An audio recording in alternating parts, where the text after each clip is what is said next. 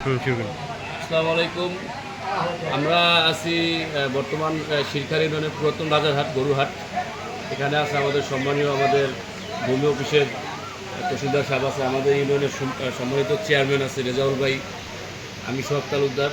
আমরা মূলত এখানে এটা সরকারি পর্যায়ে আছে বর্তমানে। আমরা মূলত সরকারকে যেভাবে সাহায্য করা যায় আমরা আমাদের উদ্দেশ্য সেটাই।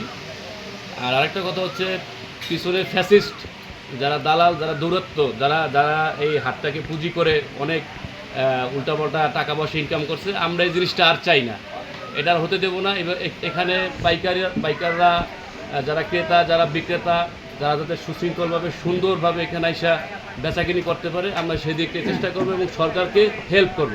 আর কোনো ফ্যাসিস্ট, কোনো দালালের দৌরাত্ম আমরা এটা আর করতে দেবো না, এটা হবেও না ইনশাল্লাহ কোনো দিন। আর আমার টাকা সবাই যাতে আমাদের পুরাতন রাজার এখানে আসে, গরু নিয়ে আসে, ছাগল নিয়ে আসে।